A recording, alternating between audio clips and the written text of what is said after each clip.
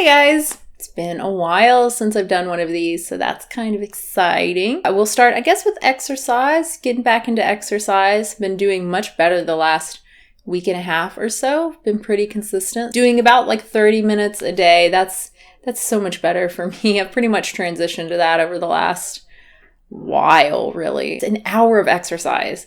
That's what I used to do. Even 45 minutes, man. It's so much time to exercise. 30 minutes is much more doable for me. And we do walk like everywhere because we don't have a car. So that's obviously a really good thing too. So anyway, I did a lower body strength thing today. Just like squats and stuff. I hate it. I hate lower body so much. Always hated it. Lower body and back. So yeah, it sucked, but I did it. Anyway, let's talk about something nice, something fun. Let's talk about food. So I started the day with coffee, like I always do. Coffee and Splenda and some soy milk. And I also had oatmeal. So ideally, you would want to split your food up, separate your food and your coffee because coffee does inhibit absorption of certain nutrients.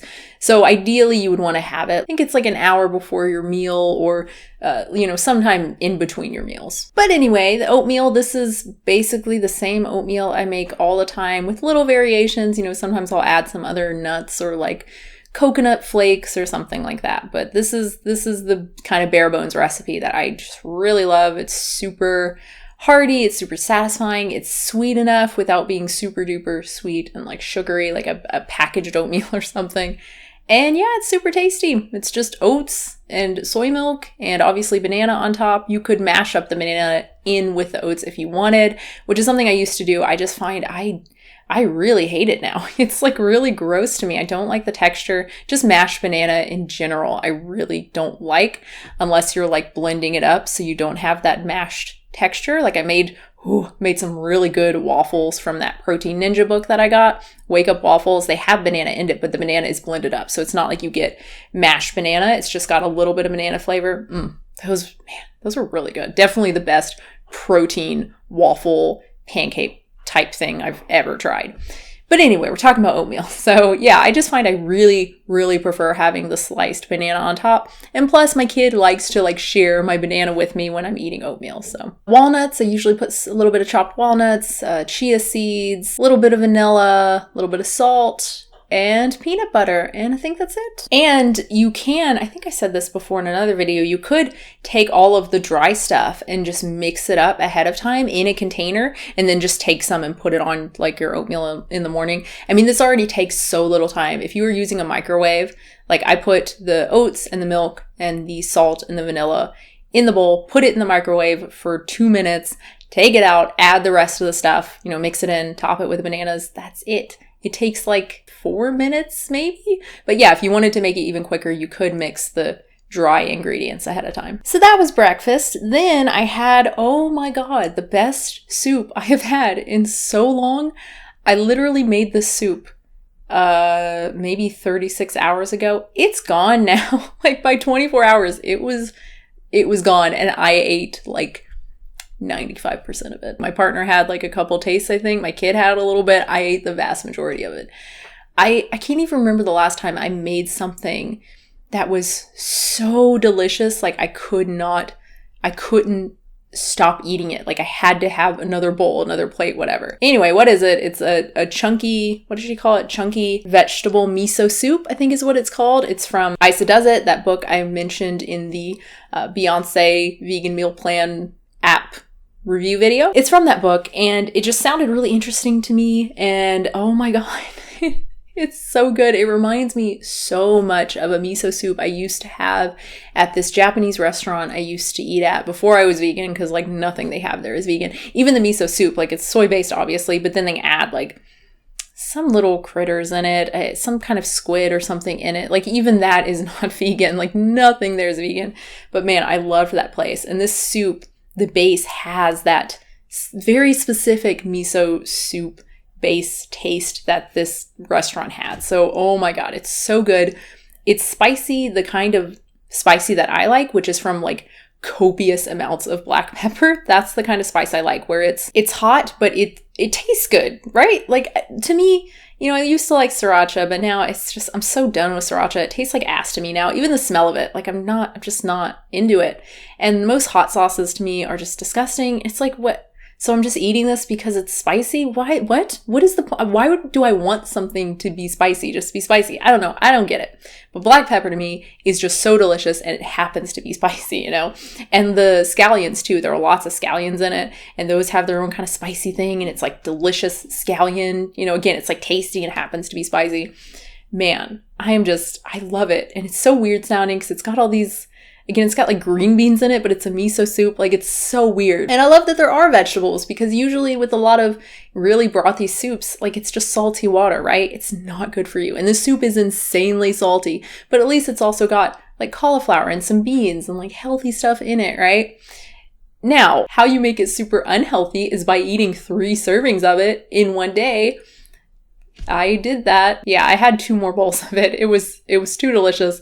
I don't even want to know how much salt, but yes, I will be making this again. I think she says in like describing the recipe that it's kind of like a vegan version of like a chicken noodle soup, something that you would eat when you have a cold. 100% I will be making this the next time that I'm sick. You know, I make a lot of good stuff. I've been making a lot of good food, mostly from Isa. Again, like those waffles, like they're really delicious. And I've already made the waffles twice, right? And I made a pesto soup from Isa that I will definitely be making again. Super delicious.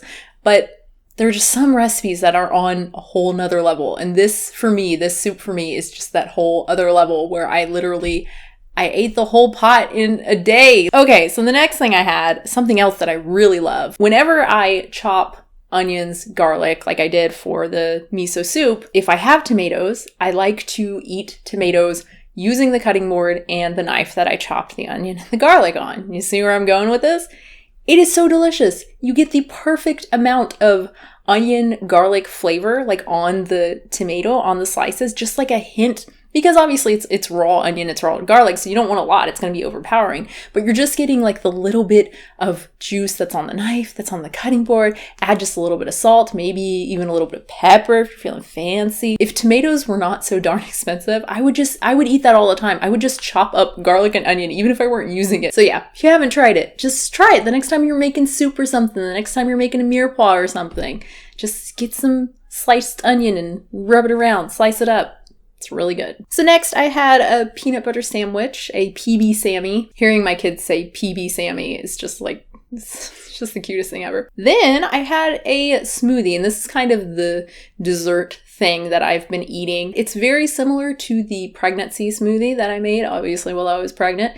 It's like bananas and cocoa powder, peanut butter, protein powder, basically the same ingredients, but much less calories. So I don't put like 2,000 cups of walnuts in it. I actually don't use peanut butter. I use peanut butter powder instead. Yeah, so I make it much lower in calories, but it's still super delicious, super creamy, really thick. I like it pretty thick. And then I also add some chocolate chips because, come on, like, it's supposed to be a kind of a healthier dessert thing that has some protein. And this like 100% fits the bill for me. I even add a little bit of spinach, a few handfuls of spinach to it so I can get a little bit of greens in. It's good, especially with the chocolate chips, right? Like, without the chocolate chips, it's like, okay, this is just like an obvious, healthy, chocolatey kind of smoothie thing. Like, it's not bad, but it's not really a dessert. It wouldn't fulfill my kind of need for dessert, I don't think. But like with the chocolate chips, hell yeah. So yeah, make a double batch of that because it's just easier in our blender, and I can make something for my partner and also my kid. Sans chocolate chips because those are for me. Anyway, that's pretty delicious. And then the last thing I had, I was actually going to have some more of the pesto soup with the gnocchi that I mentioned from Isa, but instead, man, I just wanted some popcorn. I was really craving a bowl of popcorn, so we did that. Oh, and that reminds me, I don't think I ever updated you guys on the whole popcorn incident. So for those who don't know, we were having a huge problem with popcorn tasting like moldy, grassy disgustingness, and we couldn't predict like which kernels were going to taste like it. Long story short, figured out from a lot of you guys that it's normal. The black is totally normal, and what was probably happening was just poor quality control, and there was some like nasty, some sort of weed or something that was getting in with the popcorn, and that's what we were tasting. And that seems to be what's happening, because when we stopped getting Kroger and instead got either the Trader Joe's brand, the Orville Redenbacher, or what did we try recently? Bob's Red Mill, I think. So like more expensive popcorn, we have not had that problem even once. And in fact, we went back because we still have some of the Kroger popcorn. We just like haven't used it. But we ran out of the good stuff, so we went back and made a bowl of that, I think like a week or so ago. And sure enough, my partner got some that tasted like just ass. It makes me sad because I'm all for buying store brand stuff, right? Like most of the stuff that we buy is store brand, but there are some examples where it pays to pay more, right? To buy the name brand stuff. But maybe that's just Kroger. Maybe other stores are much better with their store brand stuff. Anyway, I think that's it. That's all I ate. So pretty good.